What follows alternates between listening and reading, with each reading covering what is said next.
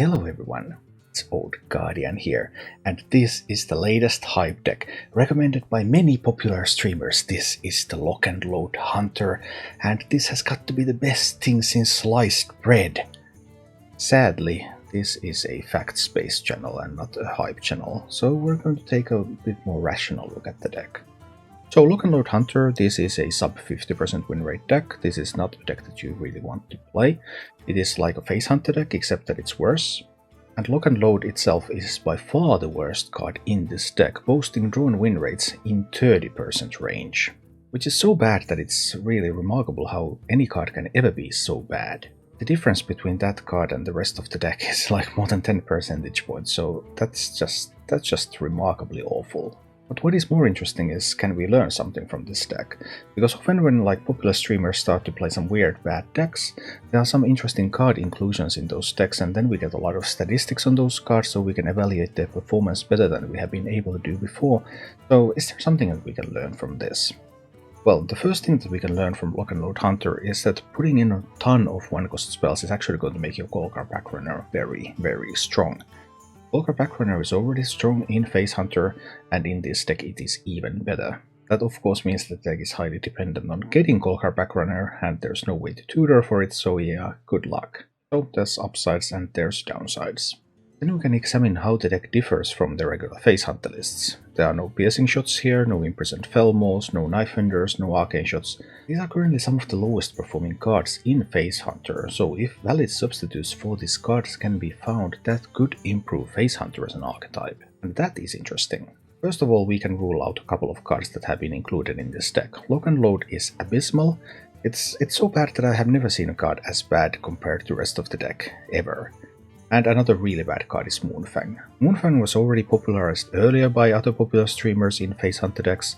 It has been the worst performing card by far in all of the Face Hunter decks where it's included, and in this one it is the second last card. Lock and Load is so much worse, but Moonfang is also a significant outlier, so neither of these cards should ever be included in your Face Hunter deck. That leaves us with three interesting cards. There's Resizing Pouch. Resizing Pouch has some good synergy with Golgar Backrunner, because you play Golgar Backrunner, you play Resizing Pouch with your last mana, you get to discover a 0-cost spell, and that 0-cost spell you can pick Serpent Bloom, and that will keep one of your rush minions poisonous so that you can clear something. So, okay, that's pretty interesting. Nonetheless, Resizing Pouch seems to be worst performing out of these three cards. Then there's Overwhelm, deal damage to a minion, deal 1 more damage for each beast you control. This also synergizes well with the Golgar Backrunner, you summon a bunch of beasts and then you can overwhelm some minions away. Alright. And Carrion Studies, discover a Death Rattle minion, your next one costs 1 less. So this gives you a little bit of flexibility. You're able to take a bit more defensive stance, a bit more aggressive stance, more resources. Overall, a reasonably well performing card actually in Face Hunter, which is quite surprising. Obviously these cards would need to be tested more thoroughly, but the way they promote the Golgar Backrunner and they give some more responses, some additional value, maybe some additional threats perhaps, makes them interesting. So while you should not play a Lock and Load deck like this one, you could try to incorporate some of these into your Face Hunter builds and see maybe a superior Face Hunter build can still emerge from this experiment. Anyway, let's go take a look at Lock and Load Hunter in action, and if you enjoy this content, please subscribe to my YouTube channel and like this video. Thanks. Resizing Pouch with Golgar for the guaranteed Serpent Bloom. Yeah, I've seen that. I have seen that combination. So Golgar, but I'm not on the coin. Golgar is typically far better when you're on the coin.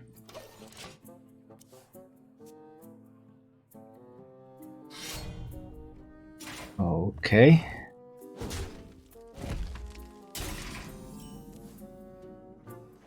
Will the Golgar survive if I play it now? There's a chance for it to survive, we'll give it a try. Because the way for them to kill it is to coin a Fel Rattler, which will then also die. I don't think that deck runs out of means of killing it. Well, Illiterary Studies, randomness can always kill it, of course. I have no follow-up to this though.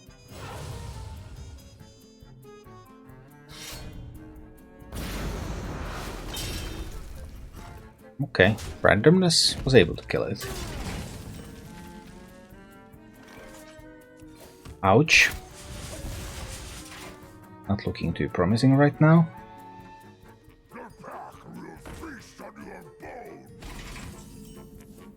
Okay. Time to wrangle a trampling rhino, I believe. That will also buff the rhino that I already have in hand. That makes it a little bit more valuable. Okay, more randomness. Let's see about this. How good is the randomness here? Velrator's kind of nice.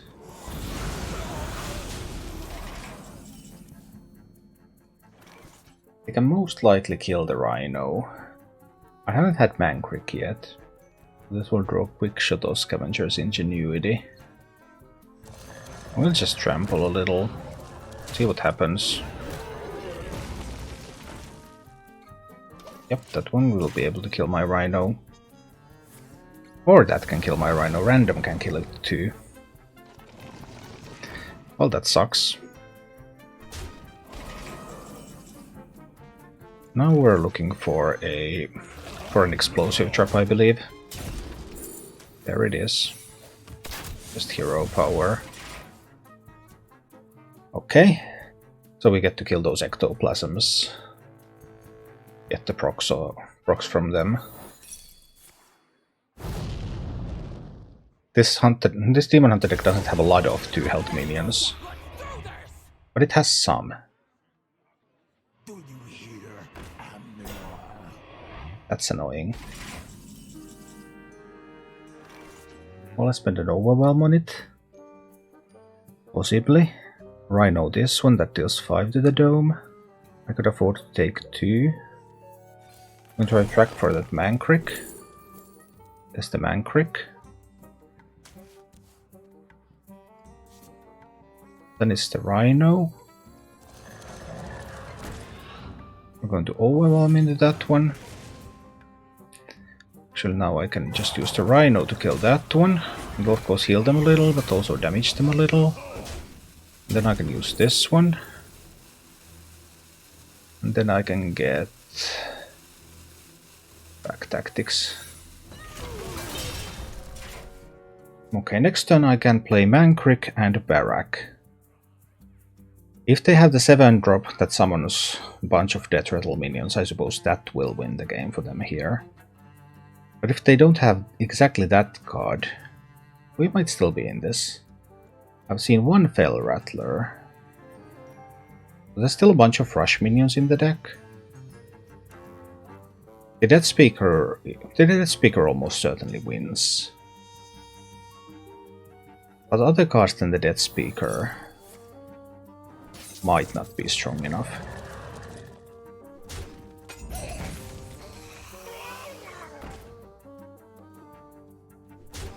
Okay.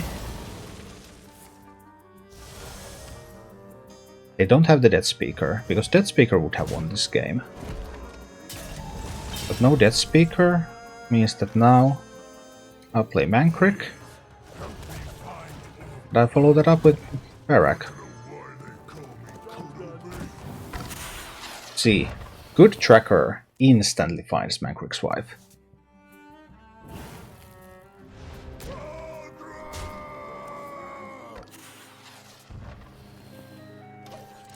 And from here,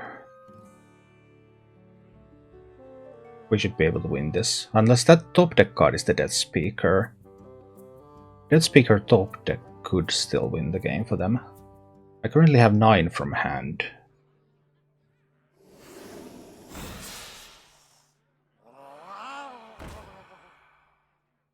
That just isn't enough. Well, I didn't do much with that. So I just played this like a face hunter. I just played this deck like a face hunter deck.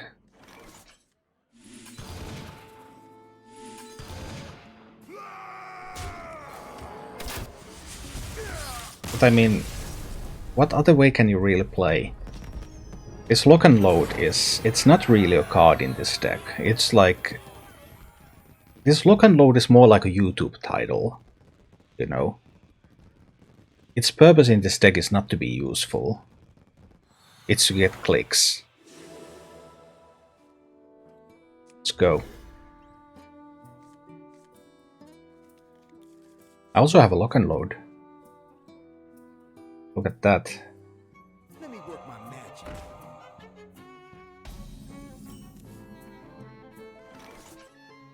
I don't like that one. I think I kill it.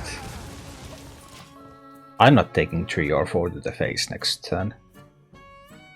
That's just not gonna happen. And I have this stuff coming.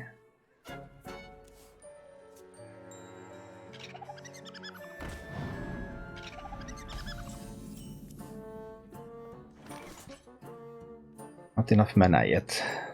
Can they answer the call card next turn? They can still answer it next turn, yeah, they can. It will be stronger. It will be stronger next turn. But this is just the ingenuity. Next turn is call card turn.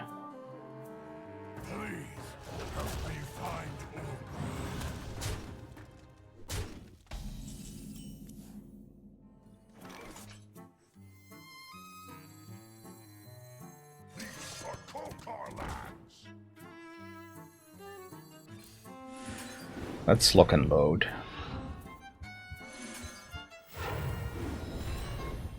Random barrack, okay. Going for the serpent bloom here, of course.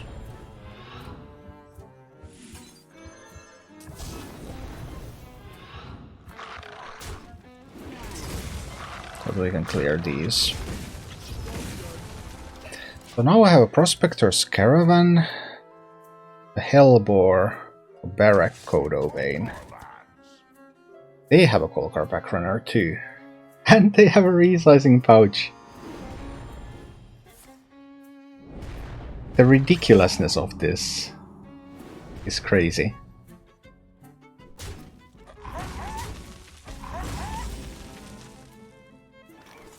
The sheer ridiculousness of this all. But they now have the wreath. Didn't they take the Serpent Bloom? Maybe they didn't take it. Maybe they didn't. 2 Kolkar with 1 spell. Is that what I'm after now? I suppose it is. Enough to kill their Kolkar.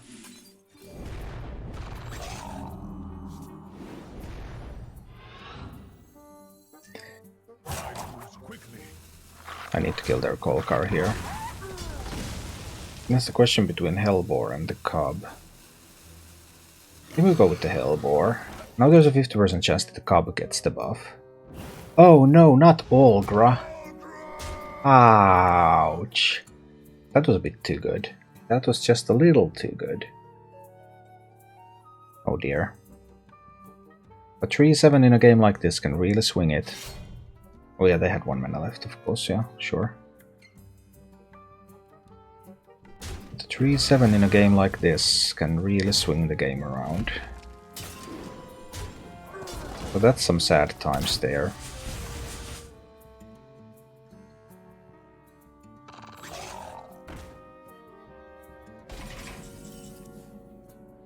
Do I try to use the 7-7 Rhino?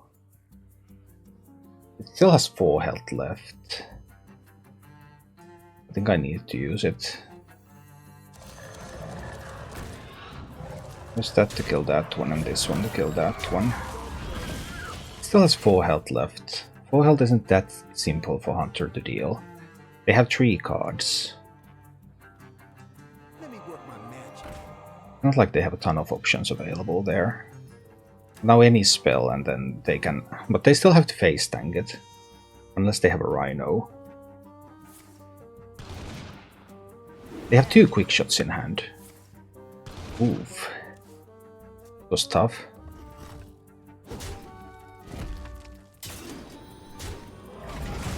Down to 1 card in hand. It's nice. Barrack doesn't quite draw what I need. That's 3 mana. I think I need to use the studies here. I could play Zixor out there this turn though. Try to gain some board control.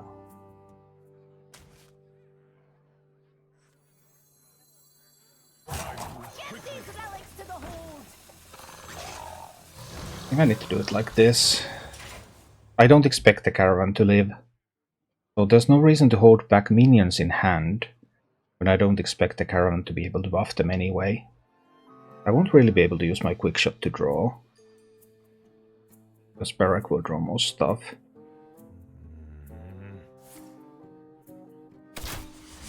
Yep, this is as expected. So we're in a race.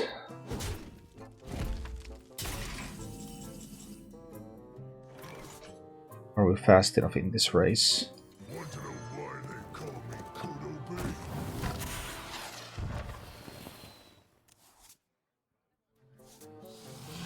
We're going face with all of this stuff.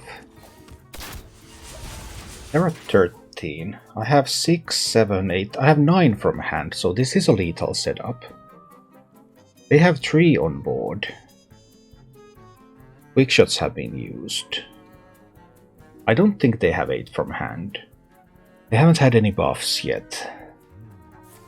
8 from hand is really unlikely.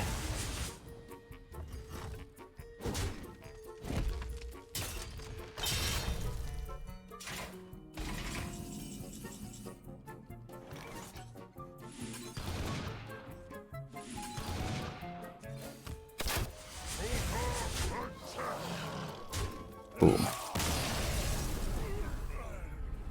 Thank you for watching. If you enjoyed the content, please click the like button, subscribe to my channel, and check out my Twitch channel.